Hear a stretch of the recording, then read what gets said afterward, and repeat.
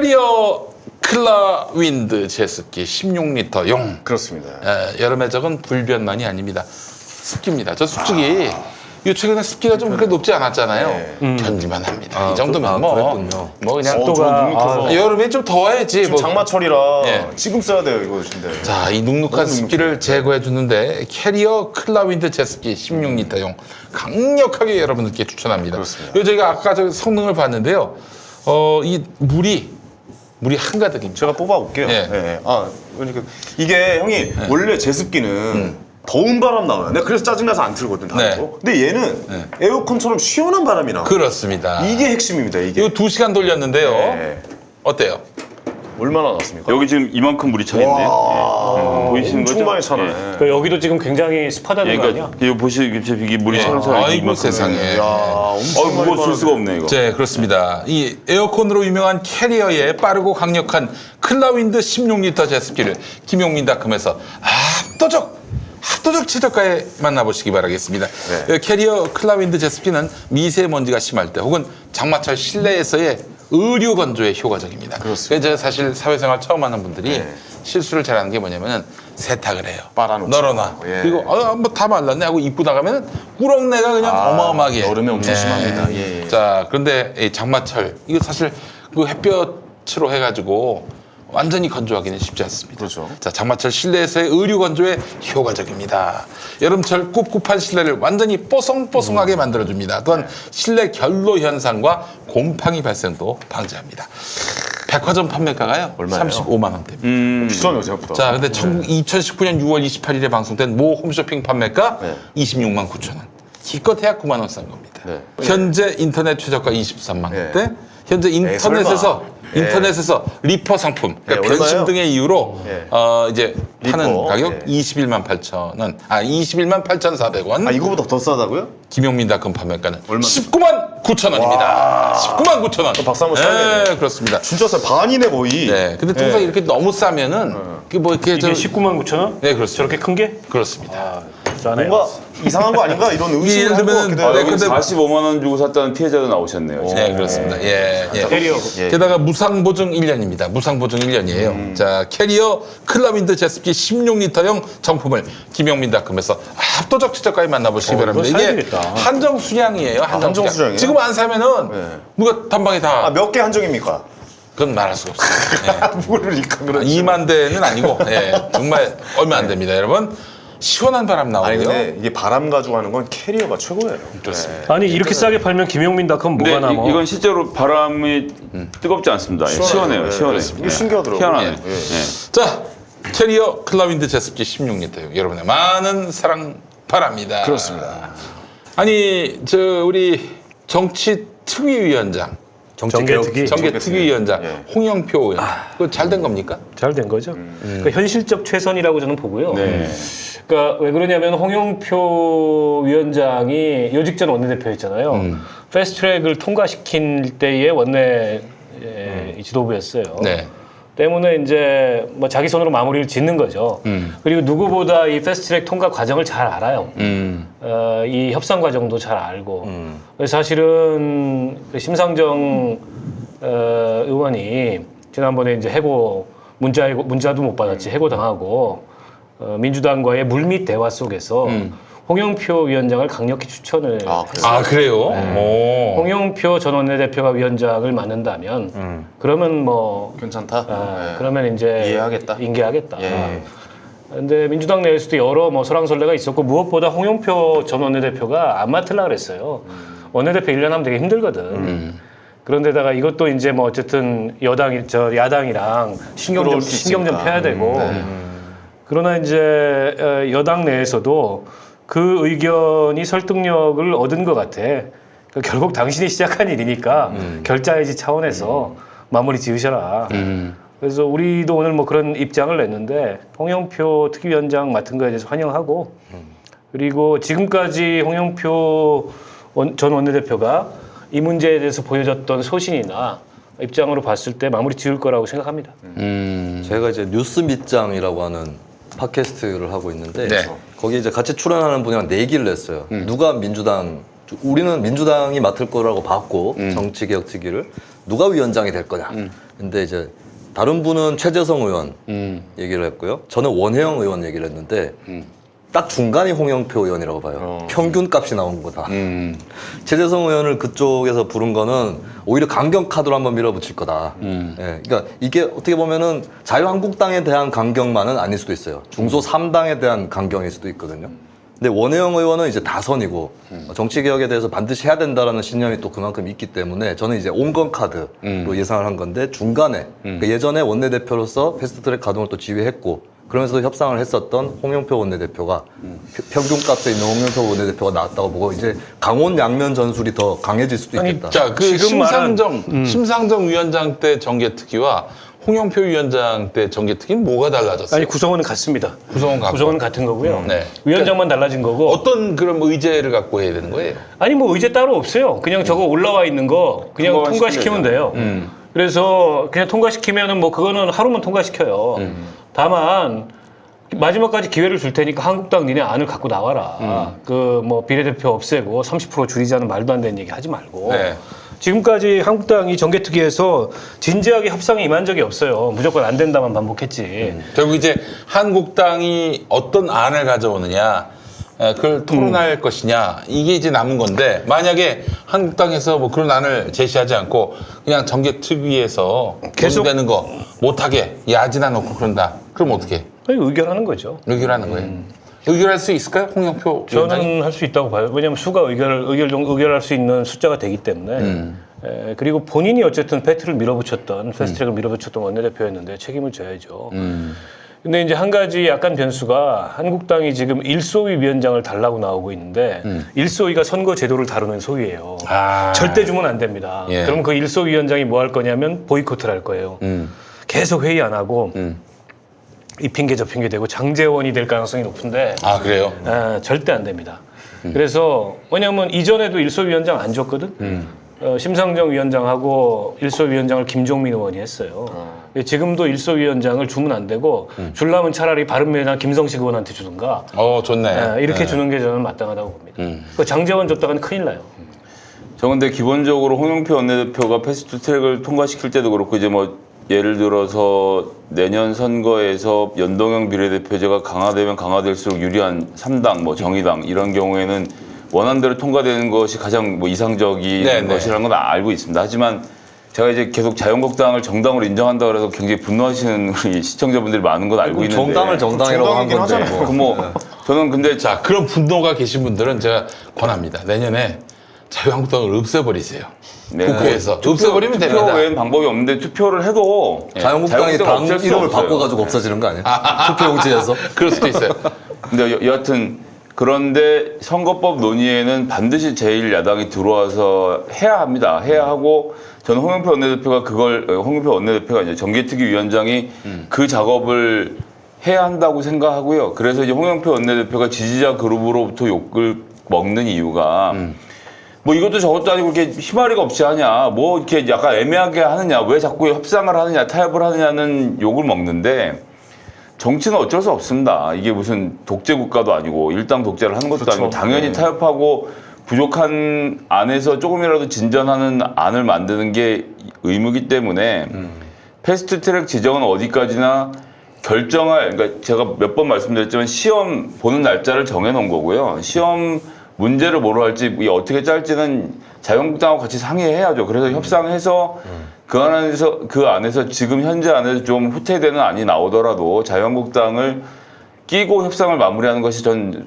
그 당연한 수순이라고 보고요. 자유한국당을 지지하는 국민이 30%가 되거든요. 그 사람들의 의견을 100% 무시하고 지나갈 수는 없다고 봐서 그런 협상의 지난한 과정이 이어질 테고 자유한국당이 전 끝까지 협상 탭을 안 나오고 어깃장 놓는 일을 못할 거라고 봅니다. 그래서 전 그런 토론이 이루어지기를 좀 기대하고 있습니다. 자유한국당 의석이 현실적으로 생각을 해봅시다. 내년에 빵석이 될 수는 없다고 봐요. 빵석이 된다면 또 비슷한 당이 많이 갖고 그렇지. 가거나. 그렇다면은 이제 우리가 싫어하는 정당의 의원들이 있는데 그 의원들이 다 똑같은 의원들은 아니에요. 조금 더 나은 의원을 남겨둘 수도 있는 거거든요. 근데 선거제도가 그거하고 연관이 있을 수도 있습니다. 네. 예, 어떤 경향의 의원들은 되고 같은 당이라도 어떤 성향의 의원들은 안 되는 이런 선거제도가 있을 수 있기 때문에 자유한국당 설득 카드는 저는 포기할 필요는 없다고 보고 그리고 앞으로 방안들이 더 나와줄 수도 있어요. 저 같은 경우는 사실은 독일식 비례대표제론자라기보다는 저는 스웨덴식을 추구하는 입장인데 뭐가 다르냐면 독일식 비례대표는 한 가지 안 건드려요. 한 선거구에서 한 명만 뽑는 그거는 건드리지 않습니다. 근데 저는 그거 바꿔가지고 스웨덴 같은 경우는 이제 한 선거구에 평균 한 11명 정도를 뽑아요. 후보가 엄청 많잖아요. 후보가 좀 많죠. 예, 당도 많고. 예. 많은데 이제 당을 찍습니다. 일단 당을 찍는데 당 옆에 후보 이름들이 있어요. 그래서 당을 찍는 동시에 후보를 같이 찍는 네, 그런 개방혁명 부제라 그러는데 같이 한번 고려해보면 왜냐면 자유한국당에도 그거에 찬성하는 의원들이 또 있을 수 있어요. 예. 조원진 의원은 확실히 찬성할 겁니다. 아 조원진은 이게 뭐 아니면 돈데 소선거구를 실시해서 자기가 1등이 되면 짱인 거예요. 최고입니다. 그러면 왜냐하면 자기 지역구에서 자기가 다 먹었거든요. 승자 독식이니까. 예. 대한애국당은 찬성하지 않겠어요? 어떻게 아 이게 대한애국당 내에서도 의견이 좀 다를 겁니다. 그래요? 아니 우리 공화당은 이 준연동형 비례제 반대하지 않고요. 그럼요. 왜냐하면 TK에서 비례대표 의석을 배출할 수 있고 전국적으로 상당한 의석을 배출할 수 있어요. 잘하면. 그러니까 지금 생각해보니까 준연동형이 딱 거기에 맞아요. 3% 진입 장벽을 넘느냐 못 넘느냐가 관건인데 네. 그러니까 전국 평균 저는 넘다고 봅니다. 이거 넘으면 난못 사실은 넘다고요. 이 TK나 PK에서 꽤 얻을 수 있어요. 뭐 차명진, 홍문표, 뭐 조원진 이런 사람이 다 국회의원 다시 하는 홍문종, 거예요. 홍문종. 홍문종. 그러니까 홍문종이 그것 때문에 간 거야. 우리 아니 뭐 공화당에. 맞아요. 조원진도 마찬가지예요. 지금 지역구에서 나오면 낙선합니다. 사활을 자기 걸어야죠 지역구에서. 거기다가. 예. 때문에 뭐 석패율이 됐든 비례가 됐든 그거 보고 있을 거고 우리 공화당 지지율이 2.8% 나왔어요 오늘 리얼미터에서 민평당 1.5% 나왔는데 아, 참. 그러니까 지금 광화문의 그 말도 안 되는 천막농성이 우리가 보기엔 정말 말도 안 되고 이 우스꽝스러운 모습 인지도를 높였네요. 노이즈 마케팅에 성공한 네, 거예요. 그럼요. 인지도를 우리 공화당이라는 당명을 다 알게 됐어. 그러니까요. 이렇게 바꾸지 않았으면 아마 몰랐을 거야. 그러네. 그게 진짜 광화문에서 지금 제가 모택동을 떠올렸어요. 조원진을 보면서 거의 소장정 정도, 대장정까지는 아니고. 그러니까 박원순이라고 칩시다. 박원순 대 조원진이라고 쳐요. 박원순이 야 행정대 집행하겠다 하니까 광화문에서 자기 손으로 천막을 걷어버립니다. 그래서 이거 우리가 걷었다? 니네가 걷은 거 아니다? 하면서 세종문화회관으로 후퇴해요. 맞아요. 그러니까 또 박원순이 들어가가지고 이것도 철거한다니까 여기는 행정대집행 대상이 아니다. 그러니까 아니야 맞아 할 거야 하니까 다시 걷어요. 이것도 우리 손으로 걷었다. 이러면서 조원진이 남긴 말이 나중에 우리가 원할 때 160대를 우리 손으로 다시 치겠다. I'll be back. 기동전에 기동전. 게릴라야 정신 게릴라. 20년 전 민주노동당을 보는 것 같아. 민노당도 천막이 그렇게 그날- 치질 않았습니다. 그날 천막 그 새벽 걷던 날 새벽에 집회를 했어 이 사람들이 야광봉 들고. 예. 근데 무지하게 많이 모였더라고. 그 세종문화회관 계단을 꽉 채웠어요. 그 새벽에 그렇게 동원이 된다는 게 보통 일이 원래 아니거든. 연령대가 그게 있으시면 단지 아침잠을 그 드시니까. 뭐야 예. 일당 받는다고 올 수 있는 게 아니야. 그리고 이 사람들이 그 야광봉 휘두르면서 구호 외치고 막 그 군가 같은 노래 부르고 하는데 보니까 야 이거 어디서 많이 보던 장면인데. 민노당. 아니야, 민노당 아니야. 20년 전에 우리가 생각나는. 민노당은 제가 정당 경력은 박원석 의원님보다 좀 많습니다. 민노당은 어떤 스타일이냐, 민노총 마찬가지인데 천막 털리고 울어요. 네, 털리고 옵니다.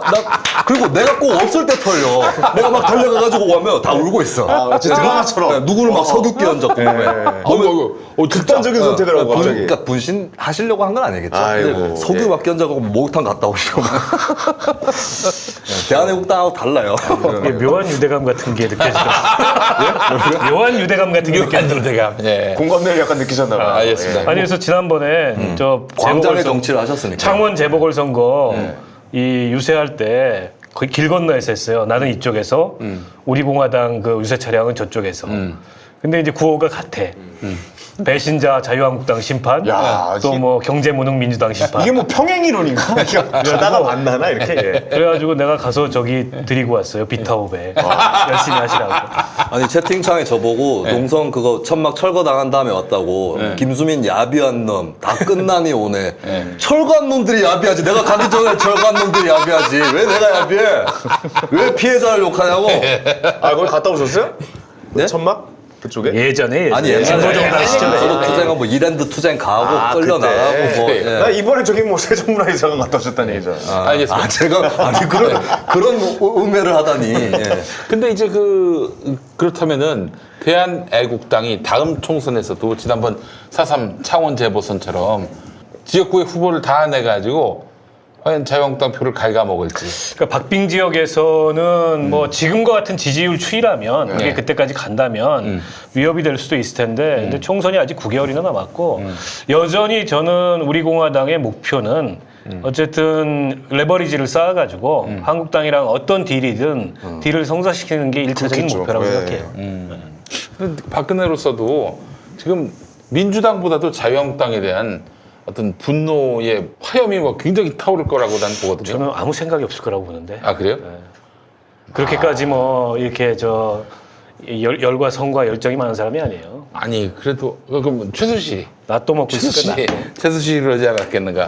그래서 머리 30번을 꼬맨 건가? 그럼 화장실도 넘어졌다면서요?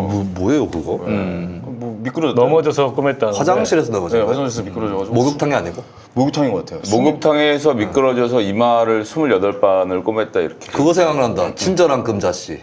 거기에 그 금자씨가 네. 그 굉장히 난폭한 네. 죄수 한 명 있는데 복수하려고 네. 밑에 비누칠 해가지고 미끄러뜨리잖아요. 네. 네. 누군가에 의해서 그런 거 아니 근데 이제 같지야. 나는 지금 우리 애청자분들 시청자분들이 자유한국당이 그자들이 인간인가 왜 그 인간하고 대화를 해야지 어떻게 그자들하고 그자들하고 대화를 할 수 있는가 김성애 형한테 지금 그 얘기 하시는 것 같은데 그건 할 수 없어요 순실이가 공천 줬기 때문이에요. 아니 근데 딱 자유한국당 그 수준에 맞게 그 공천을 한 거야. 네. 자유한국당도 많기 때문에 그게 거기에 사실로 안에 드러난 거예요? 공천을 줬다는. 아니 그리고 박근혜가 그래서 3년형 먹은 거 아닙니까?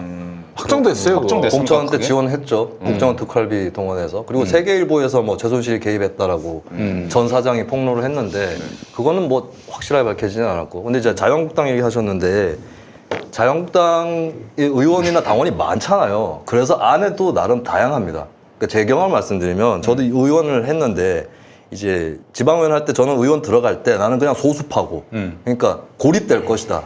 내가 할 수 있는 일은 항의하고 이거밖에 없을 줄 알았어요. 근데 예를 들면 비정규직을 정규직화하거나 예. 공무원들을 예. 그리고 학교 무상급식 문제라던가 여러 가지 일에서 주민참여예산제라던가 여러 가지 일에서 자유한국당 일부 의원들의 도움을 어떨 때는 이쪽으로 받았다가 어떨 때는 저쪽한테 받았다 이러면서 제가 통과시킨 조례가 제일 많아요 결과적으로. 네, 자유한국당 의원이 저한테 도와준 것이 제가 그분들 도와드린 것보다 훨씬 많아요 결과적으로. 이게 가능하다는 겁니다. 네. 캐스팅 보터가 되면 네. 지방의회에서는 충분히 그렇게 역할을 할 수가 있고 지금 우리 용산구 의회에 그 정의당 의원이 한 분 계세요. 예. 재선 구의원인데 상임위원장을 하고 있어. 아 그래요? 그 반반인데 정확히 용산인가요? 캐스팅 보터예요. 그래요. 다음엔 부의장 할 것 같아 후반기에. 왜냐면 의장 선거 도와달라고 양쪽 당에서 지금 다 이분한테 와가지고 부탁을 하니까. 그 예. 심상정 정개특위 전 위원장도 소수파나 뭐 진보 급진 이쪽의 대표자가 아니라 그 특위에서는 중재자 롤이었어요. 왜냐하면 거대 양당에 또 구도 있기 때문에 소수 정당의 사람이 중재자로 들어간 겁니다. 네. 거기서 보면은 심상정 위원장이 누굴 공격하고 이러지 않습니다. 그리고 시사인 기사에도 나왔는데 처음에는 오히려 자유한국당 쪽하고 네. 선거개혁연대를 심상정 위원장이 좀 시도했다고 하죠. 오히려 민주당이 반대할까봐. 예. 그럼 막판에도 보면 장제원 의원이 막 화내고 막 그러는데 다 들어주고 있어요. 일부러 들어준 거예요. 예. 들어주고 있고 아마도 이거는 또 소수파 기질도 있을 텐데 본인이 그렇게 항의해봤기 때문에 끝까지 말을 들어줘야 된다 생각한 것도 있어요. 저는 좀 궁금한 게 그러면 지금 심 대표님 좀 마음이 좀 이렇게 풀리신 겁니까? 이번에 그 홍영표 의원님이 되시는 바람에? 아니 뭐 지난 과정에 있어서 문제의식은 여전히 있지만 그나마 이제 제가 아까 현실적인 최선이라고 표현했던 대로 어쨌든 홍영표 원내대표가 패스트트랙 통과 과정에서 진두지휘를 했고 누구보다 이 협상 과정도 잘 알고 또 선거제도 개혁에 관한 의지도 저는 있는 걸로 알고 있어요. 아까 그 거론됐던 두 분 네. 실제로 거론됐습니다. 그렇죠. 당내에서 예. 최재성 의원도 거론됐고 네. 또 뭐 원혜영 의원도 거론되셨는데 오히려 최재성 의원이 맞는다면 저희는 반대했을 겁니다. 굉장히 우려가 컸고요. 원혜영 의원님은 본인께서 하고 싶지 않다. 아 그래요? 그렇게 고사하신 걸로 알고 있고 아니 뭐 이제 총선 앞두고 뭐 단일화 같은 거 절대 안 하겠다 뭐 이런 식으로 좀 기분이 안 좋으신 걸 표현을 하셨는데 그 기조가 그거는 뭐 바뀌신 이것 때문에 건가요? 기분이 안 좋아서 아니고요. 네, 원래 그게 당의 원칙입니다. 원칙입니까? 네. 아, 그게 선거에 따라 좀 다른데 단일화해서 좋은 선거가 있고 네네. 안 하는 게 나은 선거가 있어요. 그리고 사실 이번에 단일화를 누구랑 해요? 민주당이랑 하는 거는 좀 어색하잖아요. 이상하지. 여당이랑. 또 그것도 어색하고. 네, 그러니까 어떤 그것도 그림일까 어색하고. 궁금해가지고. 물론 정치에 가능성이 열려 있고 예. 진보 야당이 네. 여당하고 단일화 할 수도 있어요. 했잖아요. 저기 했는데 사삼에서. 근데 고도의 정책적 조건이나 고도의 어떤 아니 이제 조건이 필요할 그게 거예요. 하려면. 이게 이제 어쨌든 국민들이 보기에 유권자들 다수가 보기에 여기는 단일화 해야 된다는 그런 유권자들 수준의 압력이 있어요. 이번에 창원 재보궐 같은 경우에 의미가 좀 남달랐잖아요. 그렇지. 노회찬 의원님 네, 그런 게 있는 있으니까. 건데 예전처럼 뭐 반자유한국당 기치하에 자동적으로 단일화 이런 건 없습니다. 솔직하게 좀 대화가 좀 있어야 되는 부분이 있군요. 좀 지켜봐야겠네요. 알겠습니다. 노회찬 원내대표께서 그때 아니 붙잡을 수는 없었나. 지금도 그때 이 생각하면은 다들 참 마음이 여러 너무 가지 회한이 무겁고요. 많이 남고. 네. 무겁네요, 갑자기 또. 예, 저희 그 결혼식 주례도 좀 봐주셨어요. 아 주례를 맞아, 맞아. 하셨어요? 저희 결혼식 주례 그러면 봐주시고. 그때는 현역 의원이 아니실 때겠네요. 그렇죠. 이제 근데 의원은- 선거를 앞두시고 계세요. 그 지방 이제 선거. 2010년 지방. 예. 2010. 그 굉장히 힘든 선거였어요. 굉장히 힘든데도 노회찬 불구하고 의원한테 가혹한 힘드신데도 선거였어요. 예, 목도 많이 쉬신 상태에서 저희 결혼식 오셔서 진짜 주례까지 접을 봐주시고. 수도 없고 안 접을 수도 없는 이런 선도 있죠. 노회찬 의원이 3%가 나왔어요. 어쨌든 아마 생애 지역구 선거 출마해서 최저 득표였죠. 저는 그 돌아가신 날 집에 그 성원 선언문을 다시 꺼내봤어요. 거기 노회찬 의원님이 이제 친필로 사인을 해주셔가지고 그 부분을 다시 보면서 저도 좀 너무 마음이 무거웠던 그런 기억이 나네요. 예. 드루킹 아유 씨발 새끼 진짜 여기 그냥 목구멍 밖으로 막 튀어나옵니다. 지금 재판이 어떻게 되고 있습니까? 6년 다 확정됐나요? 어떻게 됐? 재심, 그러니까 2심을 하고 있고요. 항소심 중이고. 예, 항소심 중이고 제가 그거 보면 이제 김경수 지사 측의 변호인단의 대응, 뭐 이런 거 이제 열불 터지는데 1심을 너무 안이하게 엉망으로 했어요. 나이브하게 했어요, 나이브. 너무 빨리 끝내려고 했어요. 그러니까 뭐 문제 없으니까 되겠죠라고 생각하고 했는데 뭐 가장 뭐 확실한 예를 하나 들면 그날 닭갈비를 테이크아웃을 해갖고 먹었다는 거예요. 시간을 정해갖고 테이크아웃을 해서 먹었는데 테이크아웃을 해서 먹은 영수증. 그래서 그 테이블 번호가 테이크아웃 할 때 쓰는 영수증 번호가 있고 네. 그래서 그걸 가지고 와서 그 산채에서 같이 먹는 시간, 그 시간에 네이버 매크로가 돌아갔다라는 게 시간적으로 이렇게 맞는다고 하더라고요. 그래서 네. 재판부에서 보기에는 닭갈비를 먹으면서 매크로를 동시에 볼 수 있는 상황이 아니었던 거죠. 그렇지. 그래서 이런 증거들이 다 있었는데 네. 1심에서 이런 것들을 제대로 다투지 못했고 1심 때는 워낙 드루킹의 주장이 황당하니까 그냥 넘어가야겠지 생각을 하고 재판을 준비했다가 이제 어마뜨거라서 2심을 하고 있는데 그 드루킹의 거짓말이 하나씩 판판이 드러나고 있습니다. 그래서 김경수 지사가 2심은 잘 헤쳐갈 거라고 보고요. 지금 아주 뭐 마음을 새로 먹고 변호인단을 대폭 보강해서 재판을 제대로 치르려고 지금 열심히 뛰고 있기 때문에 예, 그런 결과들이 나오면 결론적으로는 드루킹의 그 모든 이 마각이 드러나고 이 문제가 해결되지 않겠나라고 좀 전망을 해볼 수 있을 것 같습니다. 하여튼 이런 나쁜 새끼들은 아직 끝까지 살아남고 좋은 분들은 왜 이렇게 일찍 돌아가시는지 모르겠어요. 저는 진짜. 이런 새끼들을 직업적 지지자라고 얘기하거든요. 직업적 지지자들. 아니 그 정치 지지가 아주 좀 순수한 팬심이 아니라 이 정치인과의 교분, 또 인연 이걸 갖고 수익 사업으로, 비누 팔았죠. 예.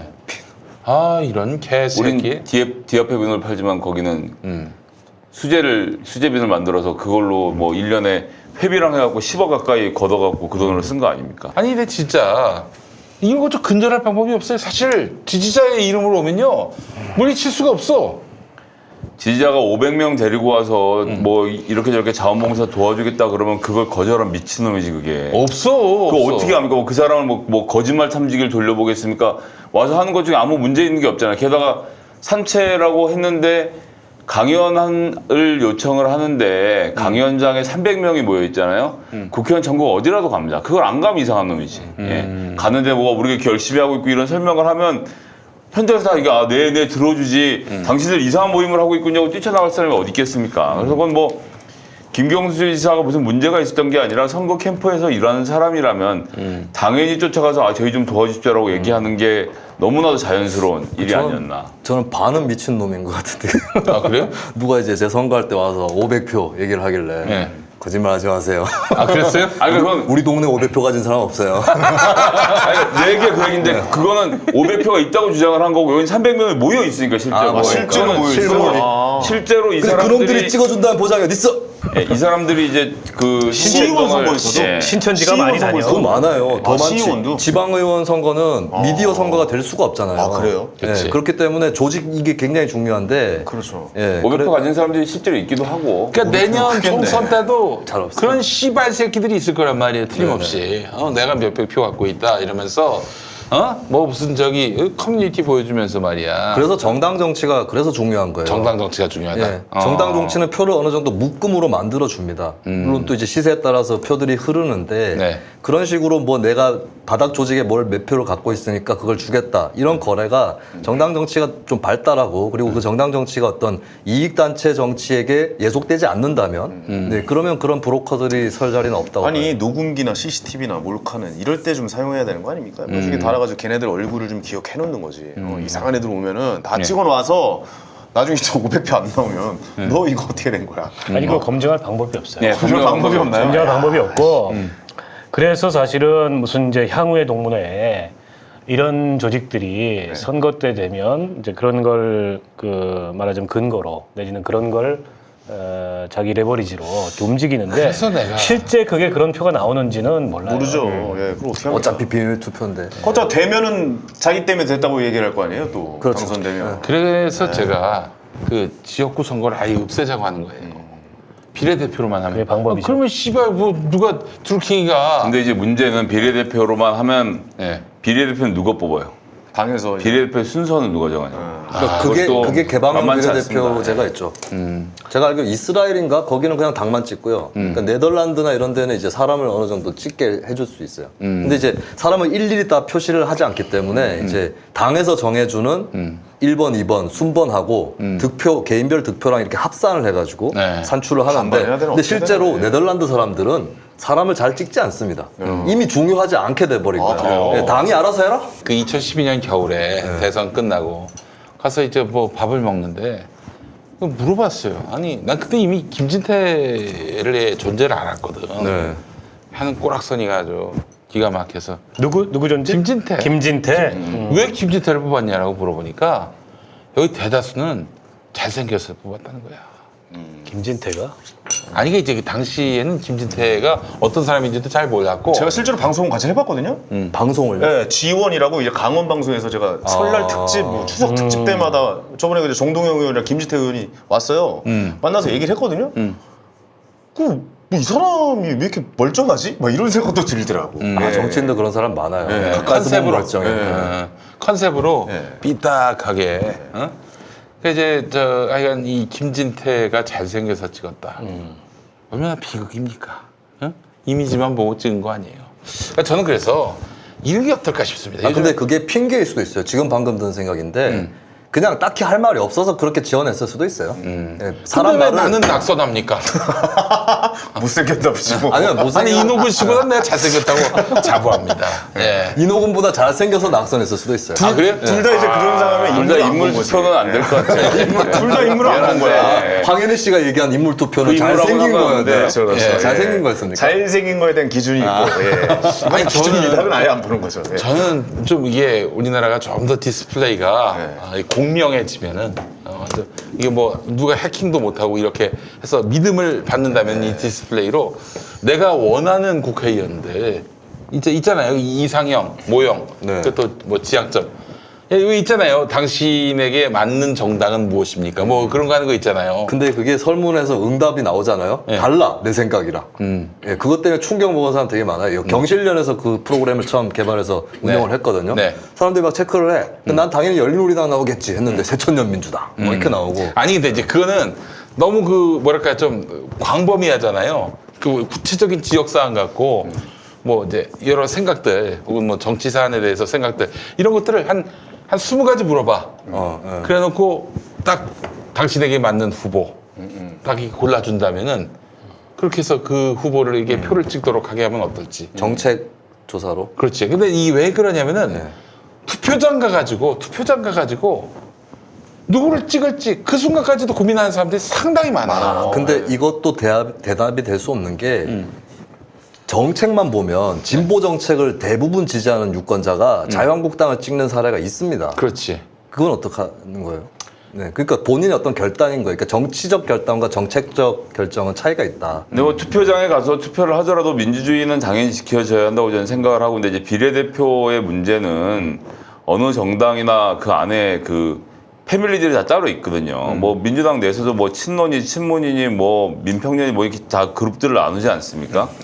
그러면 그게 대의원을 상대로 하든 중앙위원을 상대로 하든 비례대표 순번을 정하는 과정에서 민의하고는 상관없이 그런 세력 간의 이합 집산으로 본인들이 원하는 후보들이 상위권에 랭킹될 수밖에 없는 게 현실이 있거든요. 그렇기 때문에 저는 지역구에서 죽어라 뛰는 것도 이 국회의원의 덕목이기 때문에 뭐 비례대표가 지금보다 늘어날 필요는 있는데 국회의원 숫자를 더 늘려서 비례대표를 늘리고 그렇게 하는 게 이상적이겠죠. 근데 이제 비례대표든 국회의원 숫자든 늘리자고 하시면 뭐 유권자의 많은 분들이 반대를 하시니까 그건 이제 뭐 국회가 좀 고쳐나가야 될 점이 있지만 여튼 그래서 비례대표만 가지고 해결될 문제는 또 아니다. 라는 말씀 좀 같이 드리겠습니다. 이게 이제 민주당 당원이 지금 뭐 한 30만 됩니까? 권리당원이? 권리당원이 예 그렇죠. 그러면은 전체 유권자의 한 10%쯤 되는 거죠. 그 정도의 표본이면은요 거의 민의하고 일치합니다. 당원 직선을 해버리면. 그래서 저는 뭐 충분히 그거는 그러니까 당원 직선을 안 해서 그런 거고. 근데 당원 직선을 하려면 100번까지 해놓고 사람을 해야 되는데 이게 그 중에서 이제 하여튼 고르기 쉽지가 않죠. 이 비례를 다 하려면 민주당 150번까지는 비례대표를 정해야 되는데. 알겠습니다. 아니, 근데 예. 우리 당 같은 경우에는 종로에는 이제 당원 직선만 했어요. 당원들의 투표만. 근데 이번 총선 앞두고서는 개방경선제를 도입하려고 그래요. 당원만이 아니라 정의당을 지지하는 유권자들이 대체로 한 300만이라고 보는데 네. 저희가 지지율 따져서 그 유권자 수로 환산해 보면 근데 이분들이 선거 때 표 주고 선거 앞두고 후원금 모아주고 이것 이외에 정의당의 공직 후보를 선출하는 과정에 참여할 수 있는 기회가 그동안에 없었어요. 이거 열자. 열어서 선거인단을 대대적으로 모집해서 그게 얼마가 됐든 뭐 30만 정도 모을 수 있으면 좋겠지만 그건 쉽지 않을 거고 10% 300만에 30만이 아니라 10만만 모을 수 있어도 이 과정이 어마어마한 선거 운동이에요. 합법적인. 네. 그래서 이번에 이제 심상정 당대표가 당직 선거 과정에서 그걸 공약했고 그렇다고 당원 직선제가 없어지는 건 아닙니다. 그러니까 당원 총투표 플러스 알파 비율의 문제인 거죠. 뭐 50대 50으로 하든 6대 4로 하든 저는 이 시도가 지금보다 훨씬 더 대중적인 정당으로 이 정의당을 변모시킬 가능성이 높다. 그러니까 대중적인 진보 정당. 당내에서 논쟁이 이번에 좀 심했죠. 논쟁이 심했는데 일반 당원들 수준으로 가면 별로 논쟁이 안 돼요. 이게 사전에 그걸 설문조사를 해봤어요 저희가 네. 당직 선거 전에.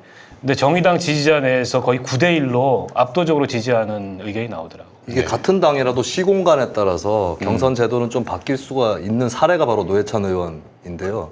노회찬 의원이 2002년에 민주노동당 사무총장이었을 거예요. 맞아요. 그때는 이분이 개방형 경선제를 원래 추진을 했는데 못했어요. 그 못했는데 2007년 대선 때는 노회찬 의원이 당원 직선제를 주장합니다. 그러니까 그게 그때 국면이라든지 또 당의 상태라든지 여기에 따라서 판단을 좀 다르게 할 수 있는 것 같아요. 하나만 더 얘기했으면 좋겠는데 어제 제가 한겨레 기사를 봤어요. 7월 17일자 여야가 내년 총선에서 비례 50%에 이어서 지역구 공천 여성 30% 의무화 여야가 그렇게 내년 총선에서 의무화를 추진한다고 하는데 비례대표 50%는 여성 뿐만 아니라 지역구 공천할 때 여성 30% 이상은 의무화한다. 아니 나는 이게 과연 여성 정치에게 도움이 될지 좀 의문이 그것도 가더라고요. 제가 아까 경선 모델 얘기했듯이 네. 시 공간에 따라서 다를 수 잠깐만요. 있다고 봐요. 네. 이게 정의당은 당규에 있습니다. 무조건 30% 공천을 해야 돼요. 안 되면은 전체가 공천이 안 되도록 돼 있어요.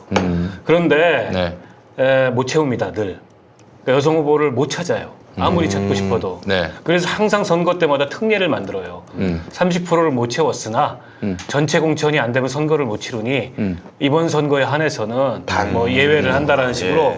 근데 당규를 바꾸진 않았어요. 여전히 30% 공천이 의무입니다. 의무인데 모든 지금 정의당 만들어진 지금까지 모든 선거에서 어느 지역에서도 30%를 채우지 못했어요. 우리는 더더군다나 후보를 못 내는 지역도 많거든. 예. 여성이 아니고 여성이든 남성이든 후보를 못 내는 지역도 많았어요 그동안에. 근데 이제 그 커지면 당이 커지고 민주당이나 한국당처럼 지역에서 경선이 치열하면 저는 의미 있다고 생각해요. 이게 일종의 할당제인 거잖아. 근데 그런데 이제 실질적으로 예. 민주당의 2012년 선거를 돌이켜 보면 30%를 맞추려고 노력을 하죠. 매번 합니다. 안 하는 건 아니고 항상 하고 이제 뭐 민주당은 당규로 30%를 확정해 놓은 건 아닌데 30%를 하게 되면 실제로는 현상은 어떻게 일어나냐면 전국에 출마하고 싶은 모든 여성 그 정치인은 무조건 경선 없이 출마를 해야 30%를 맞출 수가 있어요. 그러니까 민주당도 여전히 여성 후보자 찾기가 쉽지 않다는 근데 얘기잖아요. 거의 그러니까 그 수준에 맞출 수는 있어요. 근데 그건 경선을 하나도 하지 않는다는 전제를 까는 거예요. 나오고 싶은 사람 무조건 후보를 만들어 준다라고 하면 30%를 채울 수 있는데 동네에 가서 그 사람의 경쟁력이 있느냐. 그러니까 이제 본인이 정말 정치가 하고 싶어서 동네에 가서 평소에 열심히 하던 여성 정치인을 공천을 안 주는 것을 하지 말아야 하는데 거꾸로 그 동네에서 뭐 광주 모 지역구는 제가 뭐 몇 번 사례를 봤는데 굉장히 열심히 해서 지역에서 굉장한 지지 기반을 다지고 지역위원장까지 노리면서 이렇게 하고 있는데 선거 때 돼서 30% 맞춘다고 그냥 전략 공천을 넣는 거예요. 아니 그러면 근데 지금까지는 현재 공천 룰 하에서 나온 결과이기 때문에 만약 이런 게 제도화된다면 훨씬 더 많은 여성 지망생들이 나올 수 있어요. 아니 안 나온다니까. 근데 실제로는 그런 사람이 되는 게 아니라 그 선거 때까지 민주당에 기여한 바가 없는데 갑자기 튀어나와서 되는 사람들이 많아지기 때문에 저는 기본적인 검증의 단계를 거치지 그건 않는 당연히 것은 있겠지. 예. 확실히 그 여성들의 비례성이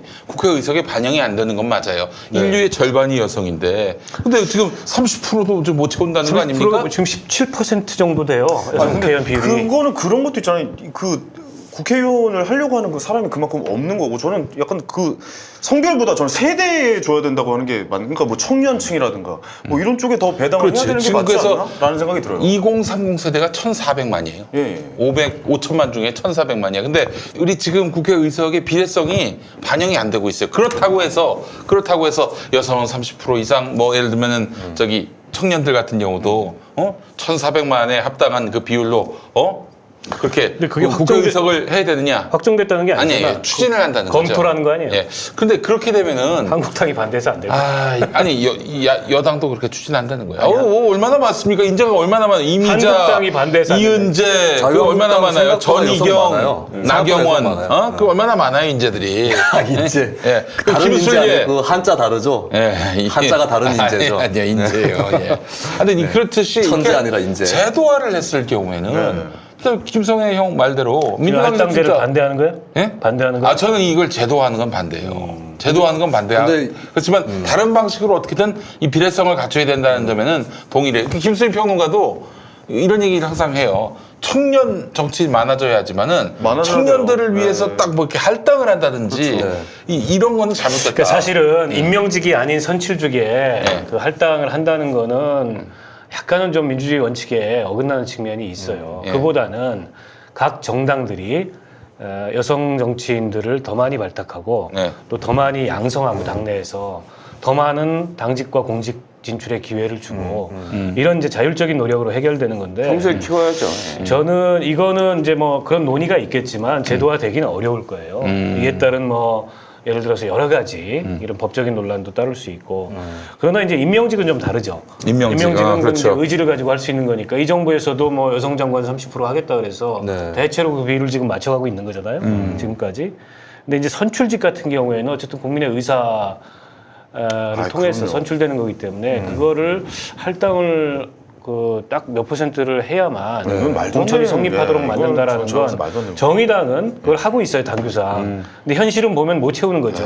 그래서 늘 그러니까 해도 이제 못 채우는 그러니까 늘 단계. 예외를 두고 있어요. 해도 못 채우는 거는 지난 바꿔야 총선에 하지 않습니까? 지역구 후보자가 934명이었는데 여성 공천자가 98명으로 10.5%였는데 정당별로는 정의당이 11.8%로 제일 높았고 더불어민주당이 10.7%, 새누리당이 6.9%, 뭐 국민의당이 5.3% 순이었다고 하는 거예요. 여성은 정부에? 예, 그러니까 녹색당은 40%였는데요. 사실 난 녹색당에 지역 그거 성 할당제 없애라고 얘기하고 싶어요. 왜냐하면 그래요? 녹색당은 여성이 더 많습니다. 당원 중에. 아, 그래요? 우리나라 초유의 정당. 아니, 그래서 들어갔다는 얘기가 있던데. 네. 아니 그래서 들어간 게 아니라 저는 창당 멤버라서 저는 이미 읽었죠. 여성이 더 많이 올 거다. 제가 그때 판을 읽었군요. 제가 그때 예. 진보신당이랑 녹색당 사이에서 고민을 하고 있었는데 제가 한 15살부터 20대 중후반까지 남자들만 득실거리는 환경에서 살았거든요.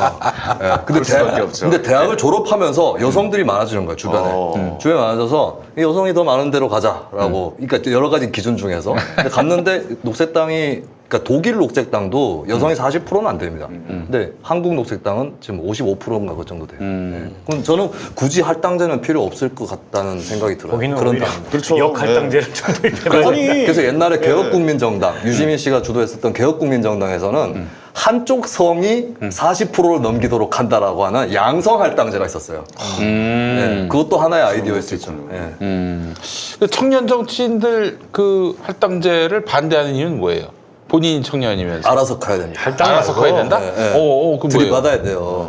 그냥 안 줍니다. 할당 말고 그냥 줘도 받으면 그 묶여요. 거기. 가산점제 같은 게 있잖아요. 지금도 네네네. 모른당이 예. 그 가산점을 좀 세게 주면 이번에 자한당에서 50% 준다는 얘기가 있던데요. 그 정치 신인에 대해서 있는 건데 신인이 꼭 청년은 아니고 출마 처음 하는 사람이 신인인 그런가요? 거죠. 거기서는 기준이. 근데 이제 여성 같은 경우에도 지금 25% 민주당이 하고 있고 청년 같은 경우에 정의당은 지난번에 당내 공직 후보 선출 선거에서 60%까지 인센티브를 줬는데도 선출이 안 된 경우가 있어요. 진 경우가. 그래서 그렇게 보면 이제 쉽지 않은 거지. 여전히 큰 벽이 높은 거죠. 그렇지. 근데 이 경우도 이제 세대를 할당을 한다라는 거는 그걸 또 제도화한다. 이거는 논란이 클 거예요. 그 얘기하는 데 아무도 없어요. 예, 그렇게 하자는 데가. 아니 그거야 뭐 당연히 지금 현재 그 정치 권력의 중심인 586들이 어마어마하게 많은 숫자라 그 숫자를 줄이는 일에 어떠한 정치 활동도 하려고 하지 않겠죠. 예, 심지어 저보고도 지금 아직 어린데 뭘 벌써 정치를 하려고 그러냐고 누가? 엄청 많이 그럼 그때 그랬지. 아니라 어리다고 놀리지 말아요. 야, 가서 물 좀 떠와라. 이러는 거 아니야? 갑자기. 그 소위 말하는 이제 586 야, 성혜야, 선배들하고 물좀 떠오라. 그런 거 제가 아니야, 이제 거기 뭐 가서? 진로 상담을 요즘 하는데 진로 상담.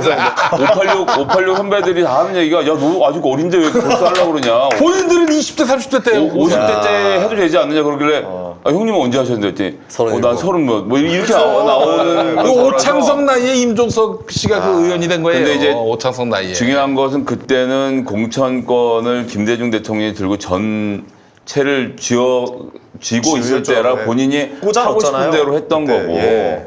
뭐 그게 이제 그 당시에 이제 필요했던 정책이긴 한데 근데 지금 뭐 저 김수민 평론가 말씀에 동의하는데 세상에 손에 들고 있는 권력을 그냥 내주는 사람이라는 건 없습니다. 그렇게 하라고 하는 것도 무리인 거고 네. 그런 불만들이 쌓여가고 저 정치인들이 우리의 의사를 대변해주지 않는다고 생각을 하면 또 그게 또 그렇게 자연스럽게 바뀌는 과정이 있을 거라고 생각해서 예, 그런데 하여튼 청년들의 목소리가 국회로 반영되는 방법은 더 많이 강구가 되고 고민이 돼야 되겠죠. 아, 그게 너무 웃긴데요, 근데. 야, 제가 오만해서 깜짝 놀랐어요. 48살에 진로 상담을 어리지 않니, 너? 제가 심지어는 얼마 전에 그 무슨 자리에서는 저보다 5살 많은 어떤 선배가 저한테 아 요즘 애들은 하여튼 이라고 하셔갖고 예, 요즘에 5살 차요. 예. 아, 실제로 제가 요즘 서로 반백인데 거기는 50 넘은 반백이고 저는 50이 안 된 반백인데 염색인 줄 아는 거 아니에요? 요즘 애들 왜 이렇게 용기가 없냐 뭐 이런 얘기를 저한테 하길래 제가 요즘 애들은 말이 희망이 없습니다. 다르구나. 희망이 없어요.